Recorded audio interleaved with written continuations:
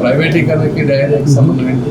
ఆ పనిలో ముఖ్యమంత్రి నిమగ్నమయ్యాడు కాబట్టి పట్టించుకోవట్లేదని చెప్పేసి అంటున్నారు. లేదు, యాక్చువల్గా అదే చెప్తున్నాను మీకు. ఇప్పుడు ఈ 2-3 రోజుల్లో గవర్నమెంట్ మెషినరీ నేను లాస్ట్ 1.5 year నుంచి ఉన్నా, 1 year 3 months నుంచి లాస్ట్ 1 weekలో మ్యాక్సిమం ఎఫెక్టివ్గా పనిచేశారు. డయేరియా కేసెస్ వచ్చిన వెంటనే కేసెస్ అన్నీ కంటైన్ చేశారు.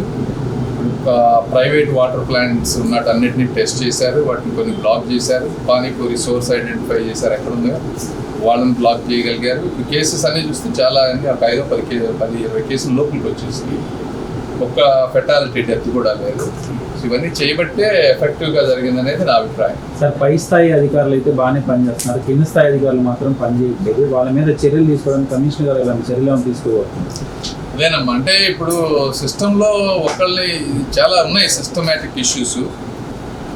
ఒక్కళ్ళనే బాధ్యత చేయడం అని కాదు, కానీ ఒక స్టాండర్డ్ ఆపరేటింగ్ ప్రొసీజర్స్ తీసుకొచ్చి అకౌంటబిలిటీ ఇచ్చి ఎక్స్పెక్టేషన్స్ మనం వాళ్ళకి క్లియర్గా చెప్పి ఇలాంటివి మళ్ళీ జరిగితే తప్పనిసరిగా ఇప్పుడు జరిగిన దాంట్లో ఒక ఇండివిజువల్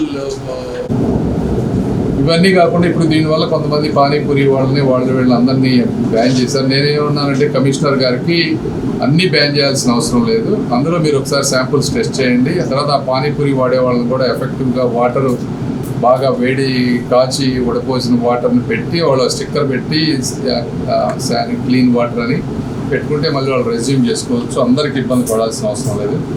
ఈ విధంగా ఒక రకమైనటువంటి ప్రివెంటివ్, అంటే రియాక్టివ్గా కాకుండా ఫ్యూచర్గా ప్రివెంటివ్గా మెకానిజం తీసుకొని 1 by 1 సెగ్మెంటేషన్ చేసుకొని problem identification, standard operating procedure, accountability both government senior officials plus public, ఇవన్నీ తీసుకొని సాధ్యమైనంత వరకు ఇలాంటి ఇష్యూస్ మళ్ళీ రాకుండా. ఎందుకంటే ఇవన్నీ డ్రైనేజ్ సిస్టమ్స్, పైపులు అన్నీ కొన్ని 50-100 ఏళ్ల క్రితం నుంచి వచ్చినటువంటి అయినా జరుగుతూ ఉంటాయి. బట్ సాధ్యమైనంత వరకు మ్యాక్సిమం ఎంతవరకు ప్రివెంట్ చేయగలమో అంత ప్రివెంట్ చేసే విధంగా గవర్నమెంట్ తప్పనిసరిగా చర్యలు తీసుకుంటుంది. I really wanted to congratulate collector, joint collector, కొత్త వాళ్ళిద్దరు కూడా వెరీ ఎఫెక్టివ్ ర్యాపిడ్ రెస్పాన్స్ చేశారు. అదేవిధంగా కమిషనర్ గారు, వీళ్ళందరికీ కూడా మరొకసారి నేను పత్రికాముఖంగా ధన్యవాదాలు తెలుపుతా ఉన్నాను. Thank you.